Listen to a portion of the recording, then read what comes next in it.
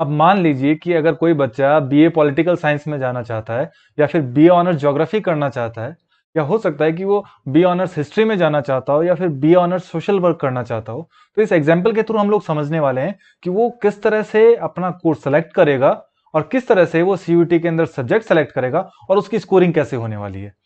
तो मान लीजिए कि अगर एक बच्चा है वो बीए पॉलिटिकल साइंस के लिए ऑप्ट करता है, तो उसके लिए एलिजिबिलिटी क्राइटेरिया उसे सबसे पहले चेक करना होगा कि दिल्ली यूनिवर्सिटी के अंदर मान लीजिए वो जाना चाहता है, तो दिल्ली यूनिवर्सिटी का एलिजिबिलिटी क्राइटेरिया क्या होगा। तो सबसे पहले एलिजिबिलिटी क्राइटेरिया देखेंगे। अभी एलिजिबिलिटी क्राइटेरिया यहाँ पे साफ साफ कहता है कि बच्चे के पास एक लैंग्वेज होनी चाहिए, 2 डोमेन सब्जेक्ट होने चाहिए लिस्ट B1 में से, और कोई एक डोमेन सब्जेक्ट होना चाहिए B1 में से या फिर B2 में से। अगर बच्चे के पास ये चारों चीजें हैं, एक language, 2 domain from list B1 और एक आइदर फ्रॉम B1 और फ्रॉम B2, तो यहां पे ये एलिजिबिलिटी क्राइटेरिया है दिल्ली यूनिवर्सिटी का। अब सीयूटी के एप्लीकेशन फॉर्म पर आते हैं।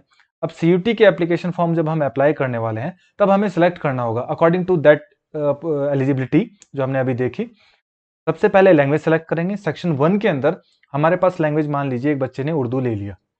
सेकंड सेक्शन जो है उसका, उसके अंदर जो उसने 12th क्लास के अंदर सब्जेक्ट्स पढ़े, ये बात फिर से मैं रिपीट कर रहा हूं, मैंने पिछले वीडियो में भी बताया था कि 12th क्लास में जो सब्जेक्ट आपने पढ़े हैं उन्हीं सब्जेक्ट में से आपको सीयूटी के अंदर सेलेक्ट करना है, अदरवाइज दिल्ली यूनिवर्सिटी के अंदर आप एलिजिबल नहीं होंगे।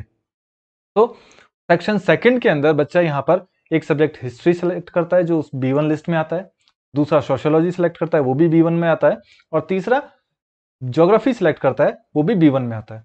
और हो सकता है कि बच्चा ज्योग्राफी ना लेकर लिस्ट B2 में से एंटरप्रेन्योरशिप या फिर योगा ले ले। अब इसकी स्कोरिंग कैसे होगी जब बच्चा एक बार एग्जाम में बैठ जाएगा और ये सारे टेस्ट दे देगा, तो उसकी स्कोरिंग कैसे होने वाली है।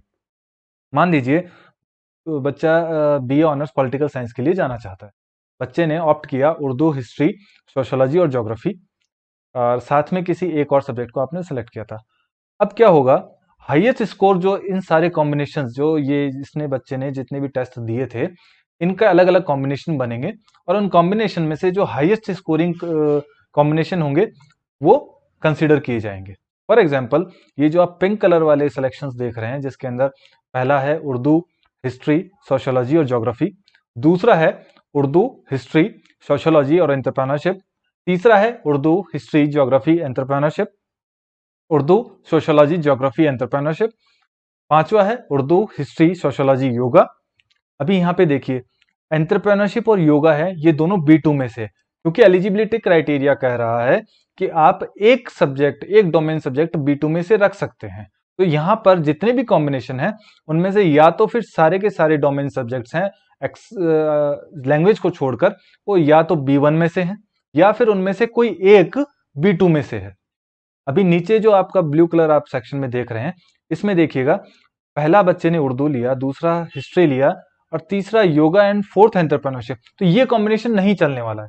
तो अगर आप बाई चांस भी आपने गलती से B2 पार्ट के अंदर, B2 जो लिस्ट है आपकी, उसके अंदर से आपने अगर 2 सब्जेक्ट ऑप्ट कर लिए, तो फिर यहाँ पे सब्जेक्ट कॉम्बिनेशन जो आपके एलिजिबिलिटी क्राइटेरिया है वो कंप्लीट नहीं होता। तो आपको फॉर्म भरते वक्त ये ध्यान रखना है कि आप एलिजिबिलिटी क्राइटेरिया के अकॉर्डिंग ही सीयूईटी के अंदर सब्जेक्ट सिलेक्शन करें। Thank you.